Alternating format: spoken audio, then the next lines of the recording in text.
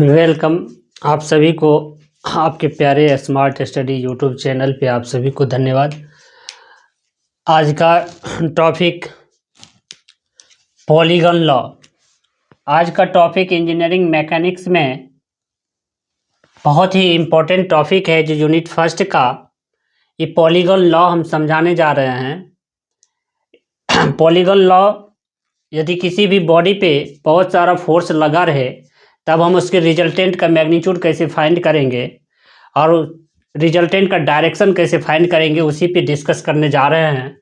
आज हम इसका एनालिटिकल मेथड समझाएंगे। पॉलीगन लॉ दो मेथड से बनता है। एक पॉलीगन लॉ दो मेथड से बनता है। पहला एनालिटिकल मेथड और दूसरा ग्राफिकल मेथड। तो आज हम बात कर रहे हैं ग्राफिकल मेथड। आज हम बात करने जा रहे हैं एनालिटिकल मेथड पे। और मैंने आपको एग्जाम में एनालिटिकल मेथड का ही क्वेश्चन आता है, ग्राफिकल का क्वेश्चन नहीं आता है। ये बहुत सिंपल टॉपिक है, इसका एक डायग्राम से ही रिजल्ट आ जाता है।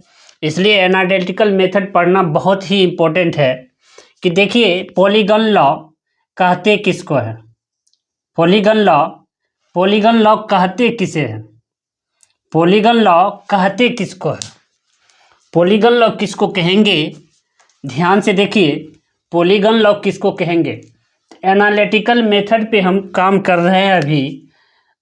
ये एक बॉडी है। इस बॉडी पे बहुत सारे फोर्स लगा देते हैं। F1, F2, इसका जो ये एंगल है ये है F3, ये हो गया F4, ये हो गया F5, ये हो गया F6, ये हो गया F7, ये हो गया F8। मेरे दोस्त, ये इंक्लाइंड फोर्स है तो ये इसका θ1 मान लीजिए, ये है θ2, और ये है θ3 और ये है θ4। ये कौन सा? ये बॉडी है। कैसा बॉडी? रिजिड बॉडी पे बहुत सारा फोर्स लग रहा है। इसके डिफिनेशन को पढ़िए, क्या कर रहा है? If number of forces are acting on a body, if number of forces यानी बहुत सारा forces are acting on a body, एक बॉडी पे बहुत सारा फोर्स, नंबर फोर्स काम कर रहा है, एक्ट कर रहा है। तो so a process by which resultant is calculated by the help of polygon law. कह रहा है तब आप, ये जो इतना फोर्स लग रहा है तो इसमें एक फोर्स जो है अननोन फोर्स, वो फोर्स है रिजल्टेंट फोर्स। तो उस रिजल्टेंट फोर्स का मैग्नीट्यूड क्या होगा और रिजल्टेंट फोर्स का डायरेक्शन क्या होगा, उसको फाइंड करने के लिए कह रहा है। तो ध्यान से देखिए, ये बॉडी है, इस बॉडी पे नंबर फोर्सेस काम कर रहा है। तो अब हम इसको कैसे बनाएंगे? देखिए, सिंपल बात है कि यदि किसी बॉडी पे बहुत सारा फोर्स काम करे तो मेरे दोस्त, आपको कुछ नहीं करना है। सिर्फ क्वेश्चन को सिंपल करने के लिए FBD निकाल लेना है। आप कहिए FBD क्या है? फ्री बॉडी डायग्राम जैसे ही इसका निकालेंगे तो क्वेश्चन कुछ हद तक हमको ठीक होगा। अब देखिए, फ्री बॉडी डायग्राम का मतलब होता है कि बहुत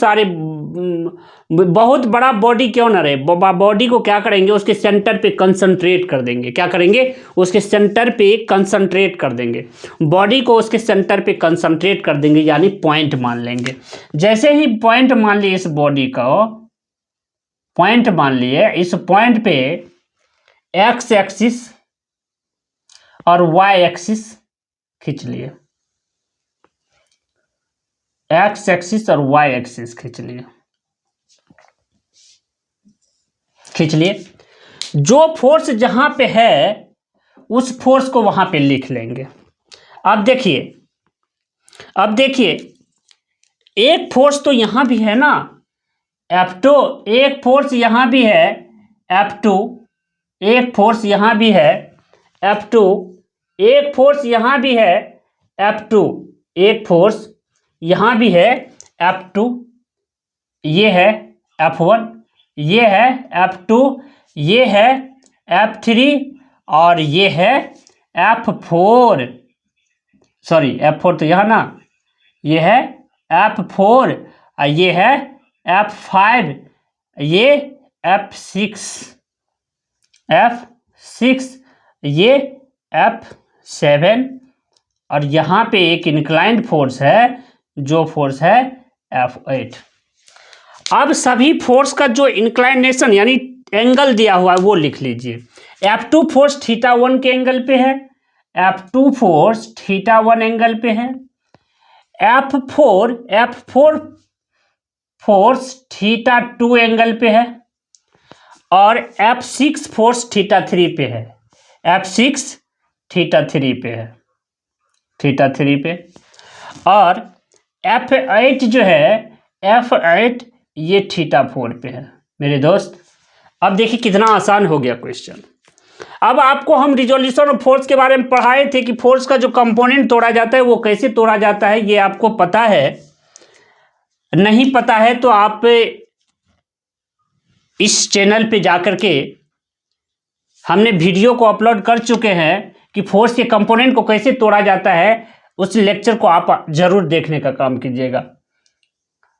जैसे अब देखिए, अब हमको करना क्या है कि F2 फोर्स को, जैसे F2 फोर्स जो डिसिप्लिन में है फोर्स उसको छोड़ देंगे। डिसिप्लिन में कौन कौन सा फोर्स है? F1, F3, F5, F7, यानी एक्स एक्सिस पे और वाई एक्सिस पे जो फोर्स है वो डिसिप्लिन में है, उसको नहीं छूना है।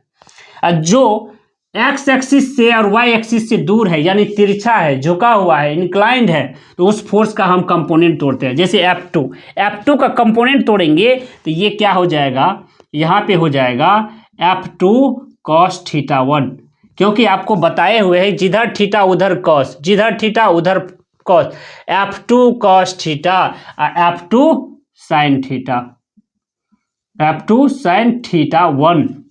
अब देखिए इस फोर्स का कंपोनेंट तोड़ेंगे तो क्या हो जाएगा, F4 cos θ2, यहां पे हो जाएगा F4 sin θ2, sin θ2, sin θ2 है यहाँ पे, ठीक है। अब देखिए F8 का जैसे कंपोनेंट तोड़ेंगे तो यहाँ पे क्या हो जाएगा, यहाँ पे हो जाएगा F8 cos θ4, यहाँ पे हो जाएगा F8 sin θ4। मेरे दोस्त अब देखिए इसका भी कंपोनेंट टूट के इस पे आ गया, इस पे आ गया, यानी ये फोर्स बट गया, एक्स पे आ गया, वाई पे आ गया, ये भी फोर्स एक्स पे आ गया, वाई पे आ गया, ये भी फोर्स एक्स पे आया, वाई पे आ गया, ये भी फोर्स एक्स और वाई पे आ गया। यानी जितना तिरछा फोर्स था उसको डिसिप्लिन में ले लिए हम, एक्स और वाई एक्सिस पे ले लिए। अगेन हम फिर से फ्री बॉडी डायग्राम को थोड़ा फ्रेश कर लेंगे और ऐसे लिख लेंगे। क्या करेंगे, ऐसे लिख लेंगे।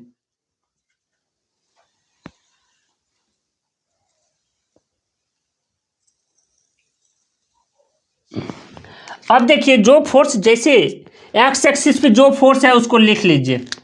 यहां पे क्या था, F1 है, यहां पे क्या है F2 cos θ1, यहां पे क्या है F8 cos θ4, इधर क्या था F3 था, F3, फिर क्या है F4 cos θ3 और ऊपर में क्या सब है, यहाँ पे है F3, यहाँ तो F5 है ना, F5 है यहाँ, और यहाँ पे हो जाएगा F3, उसके बाद हो जाएगा F2 sin θ1 और यहाँ पे हो जाएगा F4 sin θ2 और नीचे में आ जाएगा F7 और F8 साइन थीटा 4।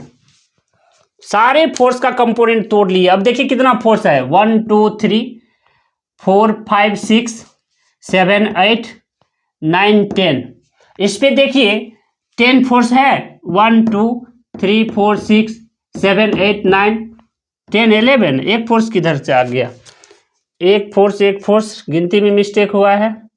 1 2 3 4 5 6 7 8 9 10 11 बिल्कुल आ गया। अब देखिए, अब हम क्या निकालेंगे, सिग्मा एफ एक्स। मेरे दोस्त, सिग्मा एफ एक्स का मतलब क्या होता है, सिग्मा एफ एक्स का मतलब क्या होता है, इसका मतलब होता है सम, इसका मतलब होता है फोर्स, इसका मतलब होता है एक्सिस, एक्स एक्सिस। यानी एक्स एक्सिस पे जितने लगे हुए फोर्स है उस सारे का जो जोड़ होगा वो सिग्मा एफ एक्स कहलाएगा। तो सिग्मा एफ एक्स हो जाएगा, जोड़ लीजिए, F1 plus F2 cos theta 1 plus F8 cos theta 4 minus, ये अपोजिट में है तो माइनस साइन होगा इसमें, F5 minus F4 cos theta 3। ये हो गया क्या, ये हो गया सिग्मा एफ एक्स। और इसी तरह से sigma F Y, sigma F Y निकालेंगे तो ये इसका मतलब होता है कि वाई एक्सिस पे जितने फोर्स लगे हुए हैं वो सारे फोर्स का सम वो सिग्मा एफ एक्स निकल जाएगा।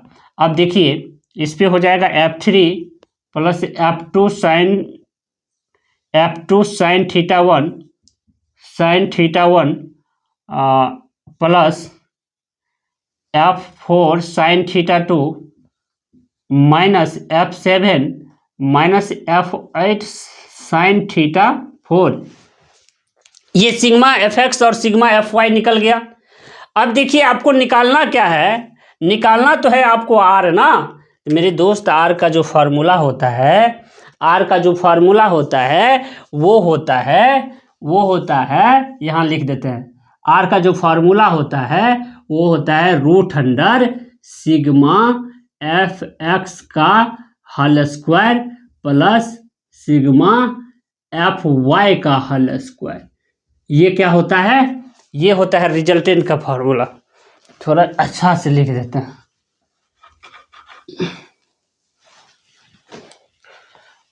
आर बराबर जो फार्मूला होता है, आर बराबर जो फार्मूला होता है, आर बराबर ये होता है root under sigma F X का होल स्क्वायर और plus root under sigma F Y का होल स्क्वायर।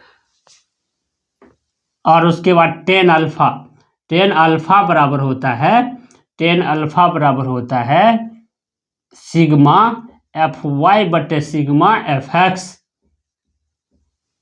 अल्फा बराबर हो जाएगा tan inverse sigma F Y बटे सिग्मा एफ एक्स। मेरे दोस्त ये हो जाएगा एक फार्मूला डायरेक्शन वाला, ये हो जाएगा रिजल्टेंट वाला। इसको हम लिखेंगे magnitude of resultant force, magnitude of resultant force, इसको लिखेंगे। और इसको लिखेंगे हम direction of resultant force, direction of resultant force. ये डायरेक्शन निकल गया और ये मैग्नीट्यूड निकल गया मेरे दोस्त। क्योंकि आपको पता है कि फोर्स फैक्टर क्वांटिटी है, जब तक हमको फोर्स का मैग्नीट्यूड और डायरेक्शन नहीं फाइंड होगा तो वो डिफाइंड हो ही नहीं पाएगा कि ये जो है, यदि किसी पॉइंट पे यदि बहुत सारा सेवरल फोर्स काम करे, बहुत ज़्यादा फोर्स काम करे, तब उस कंडीशन में हमको क्या करना है, इसकी फ्री बॉडी डायग्राम बनाएंगे। जो इंक्लाइंड फोर्स है उसका कंपोनेंट तोड़ेंगे और कंपोनेंट तोड़ करके फिर उसको हम हॉरिजेंटली यानी एक्स एक्सिस पे उसको रखेंगे, वाई एक्सिस पे रखेंगे। उसके बाद सिग्मा एफ एक्स निकालेंगे, सिग्मा एफ वाई निकालेंगे और आर बराबर root under sigma F X का whole square plus sigma F Y का होल होल स्क्वायर होता है और 10 अल्फा बराबर सिग्मा एफ वाई बटे सिग्मा एफ एक्स होता है। तो आप डायरेक्शन ऑफ और रिजल्टेंट का जो है फार्मूला बहुत आसानी से प्रूव कर सकते हैं। जैसे सेवरल फोर्स काम करेगा तो आप ये फार्मूला लगाइएगा रिजल्टेंट का, और डायरेक्शन का ये अल्फा बराबर 10 इनवर्स सिग्मा एफ एक्स बटे सिग्मा एफ एक्स लगाइएगा तो आपको मैग्नीट्यूड और डायरेक्शन दोनों फाइंड हो जाएगा। थैंक यू मेरे दोस्त। आपको यदि ये वीडियो अच्छा लगे तो आप इसको लाइक, सब्सक्राइब और शेयर ज़रूर कीजिएगा और चैनल पे बने रहिएगा। Thank you.